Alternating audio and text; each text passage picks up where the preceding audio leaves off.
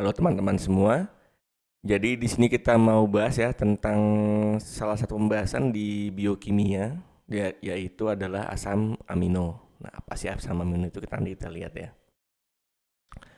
Nah, hari ini itu atau pada kali ini itu sasaran belajar kita adalah yang pertama itu untuk menjelaskan pengertian dari asam amino, yang kedua itu untuk menjelaskan struktur dari asam amino, yang ketiga itu untuk menjelaskan sifat-sifat dari asam amino. Yang keempat itu menjelaskan dan membedakan penggolongan asam amino. Dan yang terakhir adalah menjelaskan teknik pemisahan asam amino.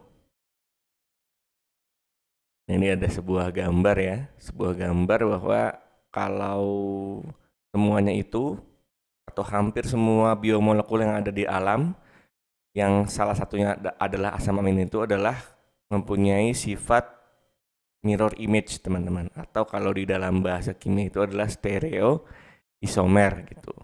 Jadi bisa dipantulkan ya, atau mempunyai bayangan seperti itu. Nah, ini bisa kita lihat nih, wanita-wanita yang di atas ini mempunyai bayangan di airnya ya, di bawahnya nih. Kalau kita buat cermin di bawah sini nih. Tuh.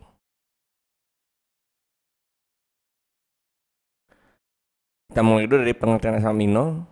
Nah, asam amino itu pengertiannya adalah monomer dari protein. Nah, kita tahu bahwa polimer itu adalah ini ya, polimer itu adalah mer itu satuan teman-teman, artinya mer itu satuan, poli itu banyak ya, banyak. Jadi karena poli itu banyak, dia itu terdiri dari asam amino, masing-masing asam amino gitu, asam amino yang berderet nih, ini asam amino misalnya ada glisin, terus serin, nah terus triptofan ya. Nah, kesana terus nih X, misalnya Y, X lagi. Nah, ini adalah monomernya nih. Monomernya. Nah, semuanya ini kalau misalnya protein ya, itu adalah suatu polimer. Nah, berarti apabila asam amino ini berikatan melalui ikatan peptida namanya teman-teman ya, nanti kita belajar, itu dia akan membentuk sebuah protein ya gitu. Jadi monomernya adalah asam amino dan polimernya disebut dengan protein. Nah, asam amino itu strukturnya itu dia di tengah-tengahnya ada C, kemudian di sebelah kanan bisa biar mudah ya, kita ada gugus karboksil ya, COO atau COOH ya. Di sebelah kiri ada gugus amina.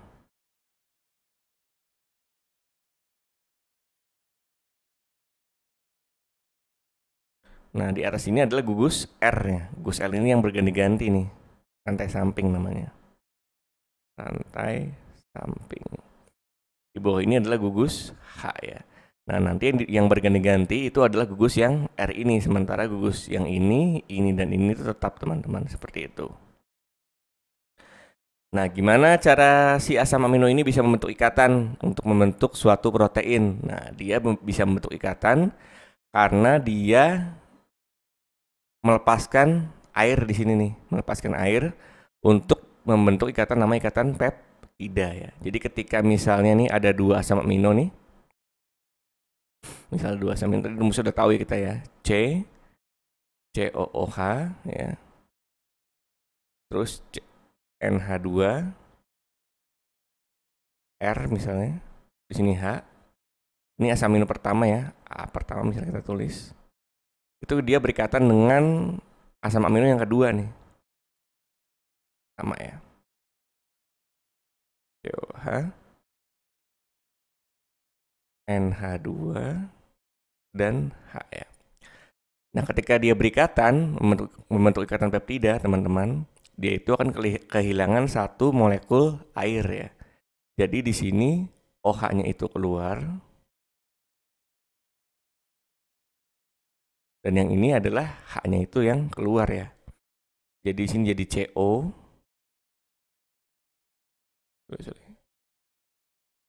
Di sini jadi CO. Di sini jadi NH ya. Dan ini beri ikatan. Nah, ikatan ini adalah ikatan peptida. Nah, dia berikatan sambil mengeluarkan tadi berarti molekul air atau H2O seperti itu. Nah, untuk penggolongan asam amino sendiri itu ada asam amino yang tidak mengutup atau disebutnya itu nonpolar. Terus yang kedua itu ada asam amino yang mengutup atau yang disebutnya asam amino yang polar. Sebenarnya ada lagi nih, yaitu asam amino yang asam ya. Asam amino asam, yaitu dia bisa berikatan dengan basa ya. Terus yang kedua itu asam amino yang basa, yaitu asam amino yang bisa berikatan dengan asam. Atau bisa kita lihat dari nilai pH-nya ya. Gitu. Jadi ada 4 ya.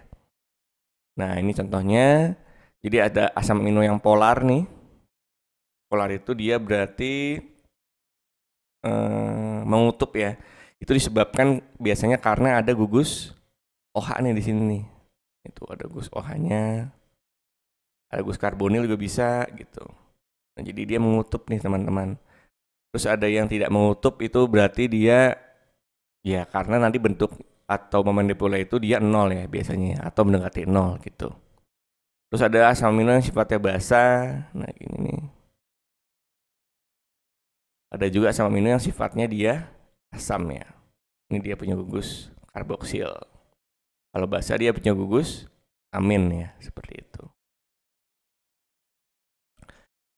Terus lanjut ke sifat-sifat asam amino itu ada sifat yang namanya sifat ionisasi ya. Jadi asam amino itu bisa terionisasi dan bisa berubah-ubah. Nah, sifat amino yang bisa berubah-ubah bisa berbentuk asam maupun basa tergantung dari muatannya. Itu disebutnya adalah sifat amfoter, teman-teman. Amfoter. Itu dia bisa berbentuk asam maupun basa ya, si asam amino ini. Tergantung dari pH-nya. pH itu nanti menentukan muatan dari asam amino tersebut gitu. Nah, ketika dia berbentuk asam, ketika dia berbentuk positif lebih banyak, itu disebutnya adalah bentuk kationik. Nah, ketika dia negatif lebih banyak disebutnya bentuk anionik. Nah, ketika jumlah positif dan negatif dalam asam amino itu dia sama atau dia nanti bermuatan netral, itu disebutnya bentuk dari Zwitter ion ya. Nah, gitu. Jadi gitu ya. Ini adalah salah satu sifat asam amino yaitu sifat ionisasi. Dia itu bisa berubah-ubah muatannya tergantung dari nilai pH-nya atau dia ada di pH berapa gitu. Ketika dia bentuknya positif lebih banyak disebutnya bentuk ation, ketika negatif lebih banyak disebutnya bentuk anion. Dan ketika dia antara muatan positif dan negatif itu dia sama atau netral, dia itu disebutnya bentuk Zwitter ion ya, seperti itu. Nah, nanti kita bisa menentukan nih nilai pH-nya berapa dari masing-masing asam amino ini dengan mengetahui nilai K, nilai konsentrasi pada Zwitter ion, dan nilai konsentrasi pada misalnya pada bentuk kationnya gitu. Atau bentuk anionnya ya, seperti itu. Nah, sekarang kita coba hitung pH ya, pH dari suatu larutan asam amino yaitu glisin. Di mana diketahui nilai pKa dari alfa NH3-nya adalah 9,6, nilai glisin pada saat ini positif ya. Bentuk kationnya adalah sama dengan 1 dan bentuk Zwitter ionnya atau netral adalah sama dengan 2 ya. Ini ada reaksi kesetimbangannya, berarti bisa kita tuliskan nilai K-nya ya. Nilai K-nya itu adalah konsentrasi produk per konsentrasi reaktan ya. Berarti konsentrasi gli pada saat Zwitter ion dikali dengan H+ dibagi dengan konsentrasi glisin pada saat bentuk kationnya ya. Nah, ini kita bisa cari nilai H-nya. H+-nya itu sama dengan ini tinggal pindah ruas saja deh, teman-teman ya. Sama dengan K dikali ini Ka ya, atau Ka ya. Ka dikali dengan konsentrasi glisin pada saat bentuk kation dibagi dengan konsentrasi glisin pada saat bentuk Zwitter ion ya. Nah, kalau kita kita ubah ke nilai pH itu dengan berarti sama dengan rumus atau persamaan Henderson-Hasselbalch ya. Ini sama dengan biasanya disebut dengan rumus buffer ya. Sama dengan pKa ditambah log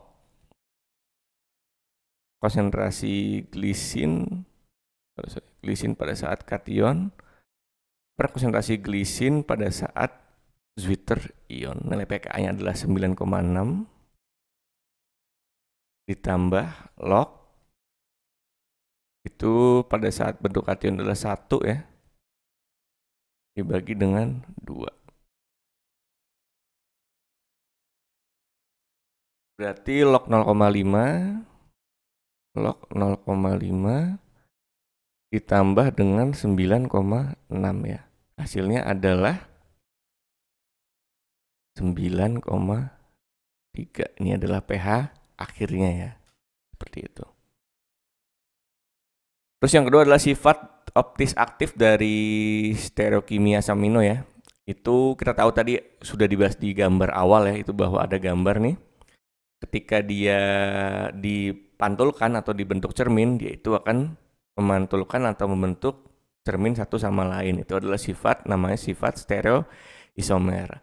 Nah teman-teman, hampir semuanya asam amino itu adalah molekul kiral ya. Molekul kiral itu adalah dia mempunyai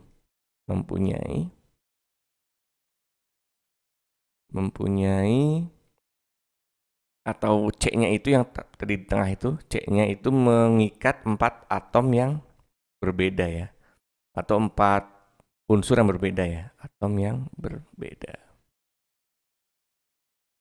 Nah karena dia punya sifat kiral ini, dia itu punya sifat optis aktif, yaitu dapat memutar atau menggerakkan sifat optik ya. Kalau dia memutar ke kanan, itu disebutnya D. Kalau misalnya dia memutar ke kiri itu disebutnya dengan L atau levo ya, gitu. Ini kalau ini dextro, kalau ini adalah levo, memutar bidang optis aktif. Kalau ke kanan itu adalah D, kalau ke kiri adalah L. Nah, hampir semua asam amino yang ada di alam itu dia mempunyai stereokimia atau sifat optis aktif adalah L, teman-teman, yaitu dia memutar ke arah kiri seperti itu.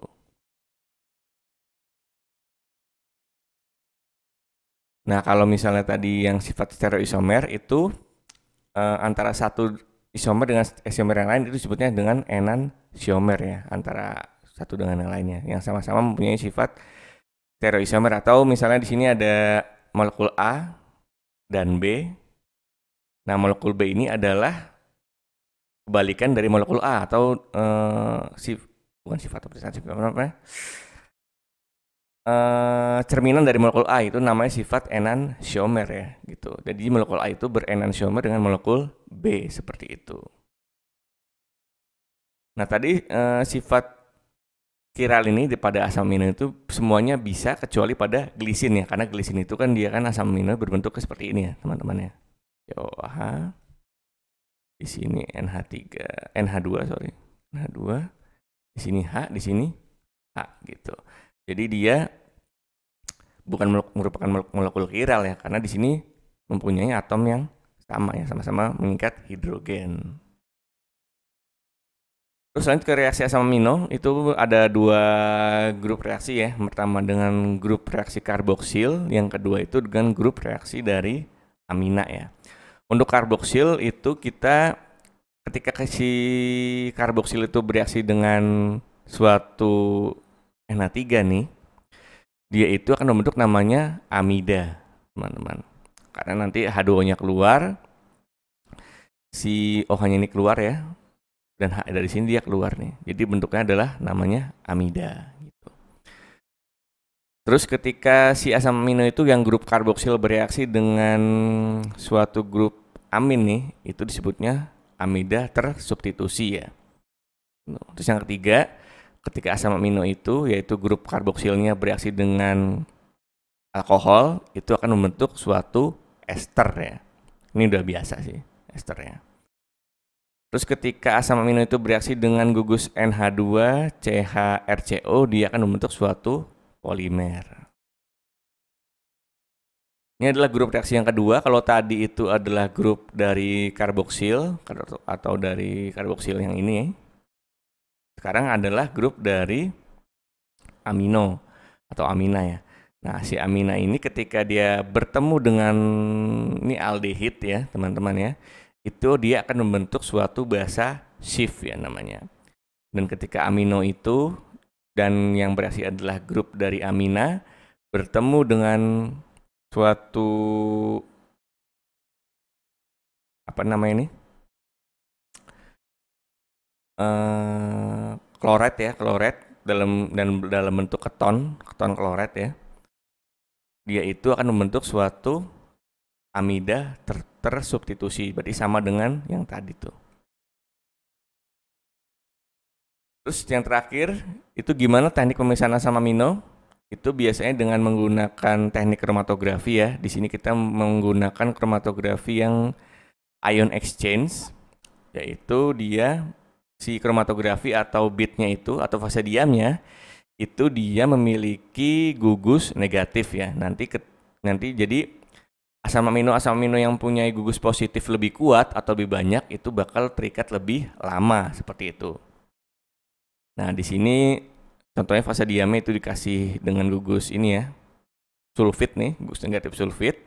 Nah, nanti masing-masing asam amino yang muatannya positif akan berikatan dengan gugus atau fase diam tersebut nih. Di sini ada serin, lisin dan aspartat ya di sini ya. Nah, gimana cara mengeluarkannya? Tinggal kita ganti atau kita tambahkan dengan suatu larutan garam ya. Di sini larutan garamnya adalah NaCl. Di mana NaCl itu adalah yang bermuatan positif. Jadi, asam amino yang tadi sudah berikatan, dia itu akan tergantikan oleh Na+ yang bermuatan positif ya. Yang semakin lama semakin banyak gitu. Nah, nanti asam amino yang muatan positifnya lebih banyak, dia itu otomatis bakal terelusi atau keluar lebih lama. Dan asam amino yang muatan positifnya lebih sedikit, dia itu akan terelusi lebih dulu gitu. Jadi kita bisa pisahkan dengan variasi waktu ya gitu ya. Nah, ini contohnya. Tadi dia muatannya berarti negatif ya si fase diamnya, dan asam amino yang mau dipisahkan itu yang muatannya positif gitu. Nah, si aspartat ini keluar lebih dulu karena dia muatan positifnya lebih sedikit, dan si lisin ini keluar lebih lama karena muatannya lebih banyak muatan positifnya. Nah, ini bisa kita pisahkan juga berarti dengan HPLC teman-teman ya, gitu ya. Kita buat aja si fase diam itu lebih bermuatan negatif gitu. Nanti otomatis asam amino yang melewati kolom tersebut akan terelusi secara bergantian teman-teman, seperti itu. Oke gitu ya teman-teman untuk pembahasan asam amino kali ini di biokimia. Semoga materi bermanfaat. Terima kasih.